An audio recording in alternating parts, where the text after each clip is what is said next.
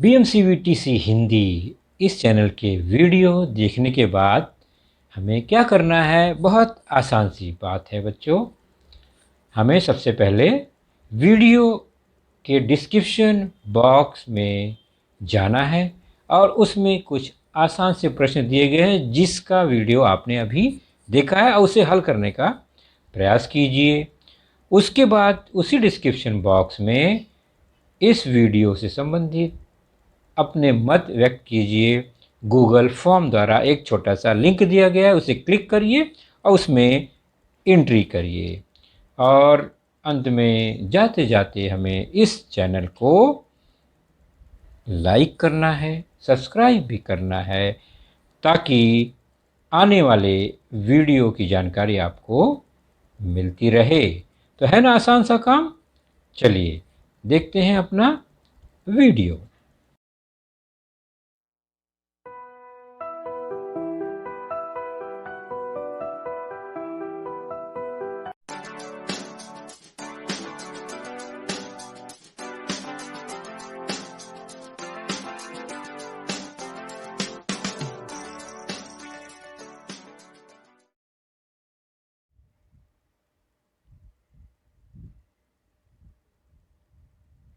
तो बच्चों आप देख रहे हैं आज की कक्षा आपकी स्क्रीन पर दिखाई दे रही है चौथी। और हमारा आज का जो विषय है यह है गणित। गणित विषय में हमारा जो पाठ है वह है आपके पाठ्य पुस्तक से लेसन नंबर 1 पहला ही पाठ भूमितीय आकृतियाँ, जिसका भाग दूसरा हम देखेंगे। और मैं हूं आपका वर्चुअल मार्गदर्शक Ajay Kumar Maurya, MCGM virtual classroom Dadar से। तो पहले भाग में हमने क्या देखा, हमने कौन सी चर्चा की, उसको पहले जान लेते हैं। तो बच्चों आपने पहले भाग में कुछ ऐसी आकृतियां देखी जो कि फिसलन पट्टी, घर की दीवार, सीढ़ी, खंभा या पेड़ की डालियों के बीच बनने वाली वह आकृति थी जिसे हमने कोण कहा। उसके बाद एक आकृति ऐसी थी जो कि बिल्कुल गोल गोल थी जिसे हमने नाम दिया वृत्त। तो दो डंडी, दो टुकड़े, दो भुजाओं, दो रेखाखंड जहाँ पर एक जगह पर जुड़ते हैं जिस कोने पर, वहाँ पर से दो डंडियों के बीच की जगह को कोण कहते हैं। और यह कोण डंडियों की जो दूसरा सिरा है उसके बीच की दूरी पर निर्भर करता है। दूरी ज़्यादा है तो कोण बड़ा हो जाता है, दूरी कम है तो कोण छोटा हो जाता है।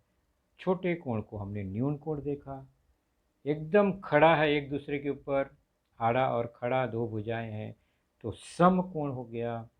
और डंडी काफ़ी दूर चली गई दूसरा सिरा तो अधिक कोण हो गया। यह तीन प्रकार के कोण भी हमने देखे, छोटा, बीच में खड़ा और बड़ा कोण। तो कोण देखा हमने।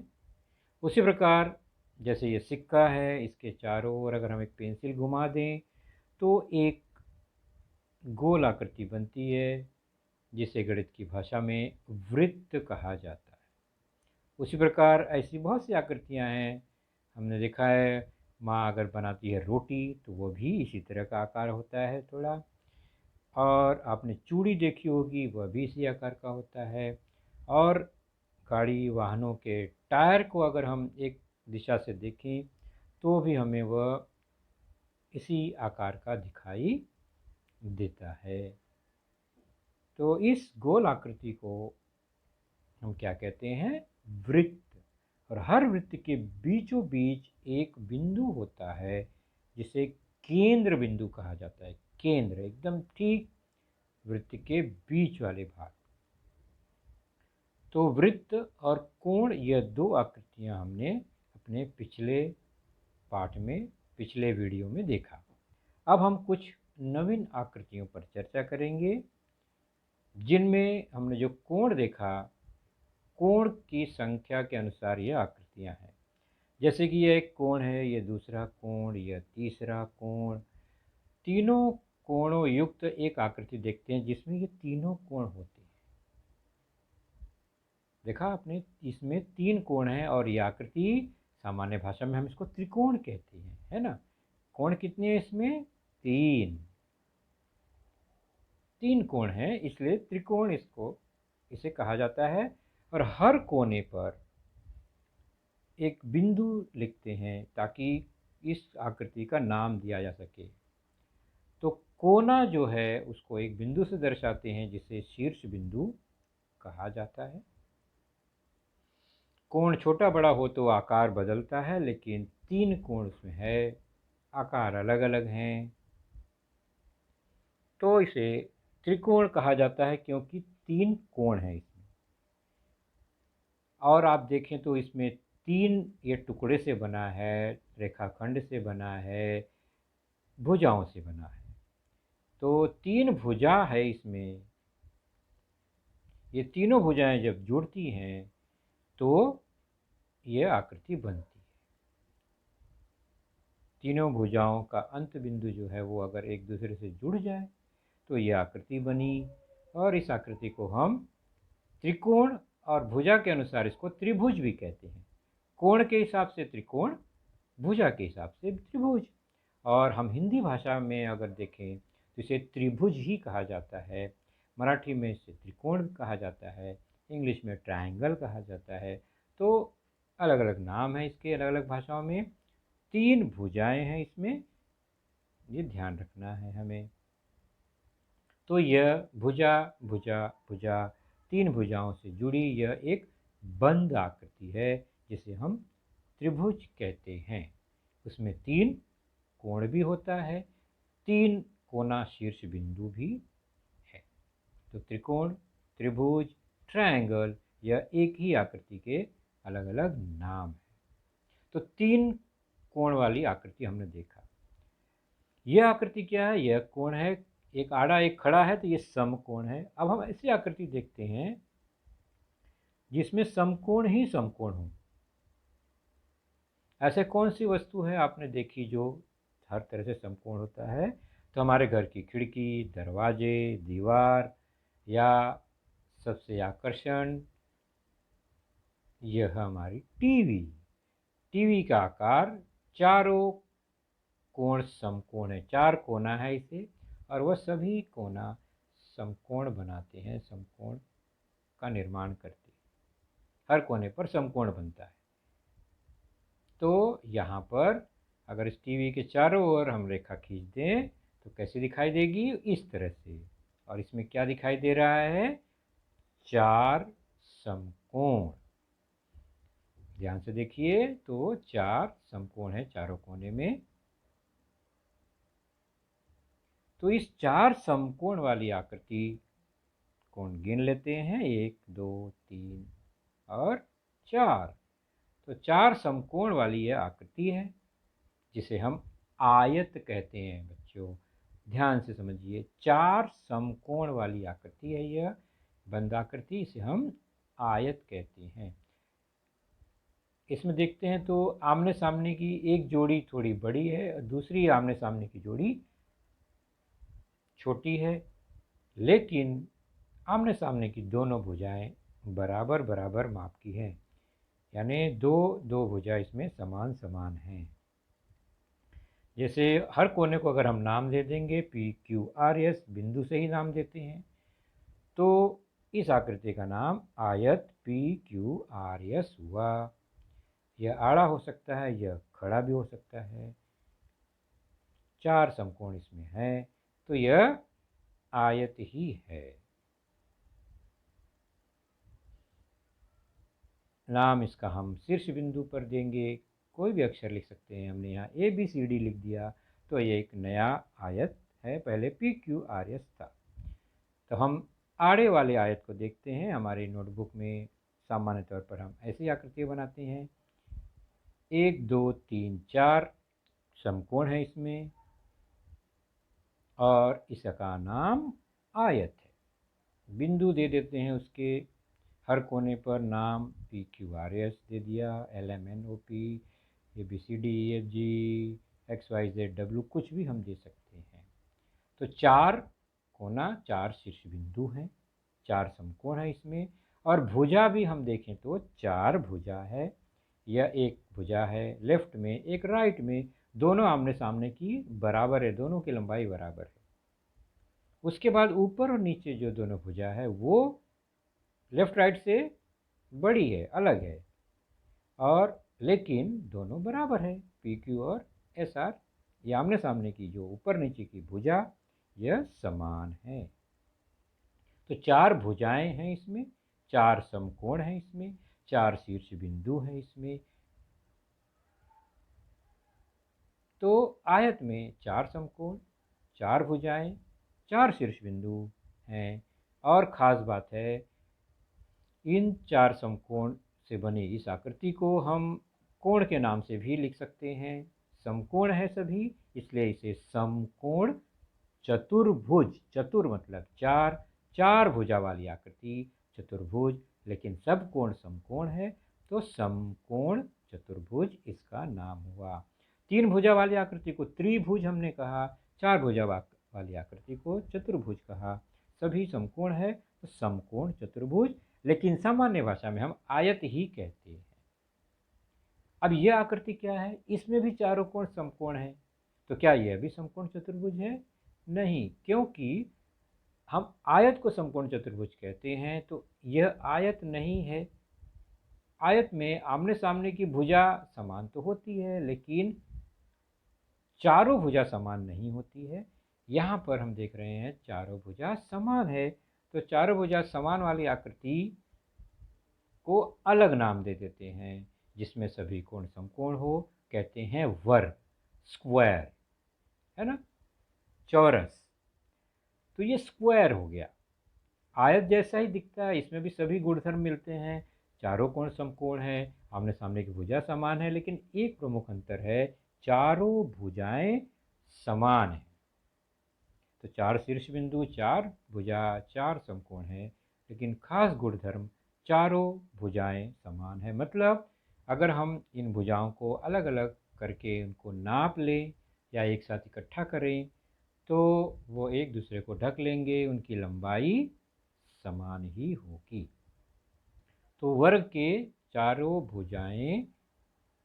भुजाओं की लंबाई समान होती है, और आयत में आमने सामने की भुजाएं समान होती है। ये प्रमुख अंतर है वर्ग और आयत में। नाम हम उनके शीर्ष बिंदुओं से ही देंगे। वर्ग का नाम पी क्यू आर एस लिखा है, आयत का नाम ए बी सी डी लिखा है। आमने सामने की जो भुजा है यहाँ पर देखेंगे तो वो उनकी लंबाई भी अगर हम वर्ग की तरह चेक करें एक दूसरे के सामने रखकर, तो वो लंबाइयाँ देखिए एकदम समान है। उसी प्रकार लेफ्ट राइट वाली दोनों भुजाओं की लंबाई भी समान है। तो आयत का विशेष गुणधर्म वर्ग से भिन्न क्या है? तो वर्ग और आयत में अंतर क्या है? तो आयत के आमने सामने की भुजाएं समान होती हैं, वर्ग की चारों भुजाएं समान होती हैं। ये प्रमुख अंतर हैं दोनों में। और उसके पहले हमने त्रिभुज देखा ही, तो आज हमने 3 आकृतियां देखी, वर्ग, आयत और पहले त्रिभुज। नाम देने के लिए उनके कोने या उनके शीर्ष बिंदु पर ही हम बिंदु लिखते हैं। तो त्रिभुज का नाम हमने यहाँ एक्स वाई जेड लिख दिया। तो इस तरह से हर आकृति में भुजा है, शीर्ष बिंदु भी है। तो क्या आप भुजा और शीर्ष बिंदु पहचान लेंगे? तो आपके सामने कुछ आकृतियाँ बनाते हैं, जैसे कि यह कुछ रेखाखंड हैं। रेखाखंडों से जुड़ने पर जब कोई बंद आकृति बनती है, तो वही रेखाखंड या ये जो टुकड़ा है रेखा का, वह भुजा बन जाती है, उसी को भुजा भी कहते हैं। देखो ये 3 रेखाखंड को जोड़ दिया, तो अब यह एक त्रिभुज बन गया, और ये तीनों त्रिभुज की भुजाएं कहलाती हैं। तो यह है त्रिभुज, नाम दे दिया हमने उनके कोने पर एक्स वाई जेड। तो एक भुजा है, उसके अंत बिंदु एक्स और वाई से भुजा बनी है, तो इसलिए इसका नाम भुजा एक्स वाई। दूसरी भुजा है जेड और वाई से बनी है, इसलिए भुजा वाई जेड या जेड वाई कह सकते हैं। और तीसरी भुजा एक्स और वाई से, एक्स और जेड से बनी है, तो एक्स जेड या जेड एक्स कह सकते हैं। तो ये 3 भुजा के नाम उनके बिंदुओं से ही, कोने वाले बिंदु से ही देते हैं। तो हर त्रिभुज में 3 भुजाएं होती हैं। अगला है, तो भुजा और शीर्ष बिंदु आप पहचान लेंगे। अब इसमें शीर्ष बिंदु कहाँ है, तो यह एक शीर्ष बिंदु x, नाम क्या लिखेंगे इसका, x। आपसे पूछा गया शीर्ष बिंदु बताओ, तो बिंदु x। दूसरा शीर्ष बिंदु क्या है, तो ये दूसरा कोना है y, इसलिए इसका दूसरा शीर्ष बिंदु है y। और तीसरा शीर्ष बिंदु है z। तो इस तरह से त्रिभुज में 3 शीर्ष बिंदु भी मिले, 3 भुजा भी हैं और 3 कोण भी हैं। तो त्रिभुज की 3 भुजाएं और 3 शीर्ष बिंदु होते हैं। हम भुजा और शीर्ष बिंदु की बात करें तो 3 भुजाएं और 3 शीर्ष बिंदु हैं। ऐसे ही ये 4 भुजा से बनी आयत है हमारी, तो निश्चित है कि इसकी भुजा और इसके शीर्ष बिंदु आप पहचान जाएंगे। नाम मैं दे देता हूँ कोने पर, W, X, Y और Z। ये 4 कोने हैं। इसका नाम आयत है क्योंकि सभी कोण समकोण हैं, हम यहाँ समकोण ही बनाए हैं। तो भुजाएं कौन कौन सी है, तो दो दो बिंदुओं को, जो भुजाएं हैं उनको जोड़कर बनाएंगे। ये है राइट वाली x और y बिंदु से बना जुड़ा हुआ है, तो भुजा XY। दूसरा है YZ, भुजा YZ। तीसरा है Z और W को जोड़ने वाला भुजा WZ। चौथा है W और X से जुड़ा यह भुजा WX। 4 भुजाएं। तो क्या आप 4 शीर्ष बिंदु भी पहचान जाएंगे? बहुत आसान है, हर कोना एक शीर्ष बिंदु दर्शाता है, तो निश्चित ही आप इसे समझ गए हैं। और आप शीर्ष बिंदु का नाम स्वयं ही बताइए कि इस आकृति में कितने शीर्ष बिंदु हैं और उनके नाम क्या है। लिख लोगे ना आराम से? चलिए आगे बढ़ते हैं और अपने पाठ्य पुस्तक में जो एक सारणी है उसको भी इसी तरह से करना है। उसमें कुछ आकृति बनाई गई है, उसके नाम लिखे गए हैं। यहाँ त्रिभुज ABC है और उसमें करना क्या है, तो नीचे भुजाओं के नाम लिखने हैं एक कॉलम में और दूसरे में शीर्ष बिंदुओं के नाम लिखने हैं। जैसे कि मैंने लिखा भुजा AB, इस त्रिभुज में एक भुजा AB है, दूसरी भुजा BC भी है, तीसरी भुजा AC भी है। तो शीर्ष बिंदु के नाम, तो बिंदु A है, एक बिंदु B है और एक बिंदु C है। तो आकृति देखकर भुजाओं के नाम, शीर्ष बिंदुओं के नाम भरने हैं। इसी प्रकार दूसरी आकृति बनी है आयत, उसका नाम PQRS इस तरह से लिखा गया है। और तीसरी आकृति है वर्ग, जिसका नाम LMNO लिखा गया है। तो आपको करना क्या है, सारणी में आकृति के नीचे पहले बॉक्स में भुजाओं के नाम और नीचे वाले दूसरे बॉक्स में शीर्ष बिंदुओं के नाम लिखने हैं हर आकृति के। तो आप कर लेंगे ना आसानी से? तो बच्चों, आपने देखा आज का लेसन, उसके प्रमुख मुद्दों को ध्यान से बार बार दोबारा देखकर समझने का प्रयास कीजिए, क्योंकि एक बार देखने पर किसी को भी वो पूरा मुद्दा समझ में नहीं आता। तो जैसे ही हम 2 बार 3 बार देखेंगे तो हमें वह समझ में आने लगेगा। और इसके आगे की जानकारी जो होगी बच्चों, वह निश्चित ही हमारे अगले वीडियो में होगी। तो उस वीडियो को देखने के लिए, उसकी सूचना प्राप्त करने के लिए जो नीचे सब्सक्राइब का बटन होता है उसे ज़रूर प्रेस कीजिए और नोटिफिकेशन ऑन रखिए, ताकि जैसे ही हमारा लेसन चैनल पर डाला जाएगा आपको वह तुरंत प्राप्त होगा। तो अपना ख्याल रखिए, सुरक्षित रहिए। Thank you.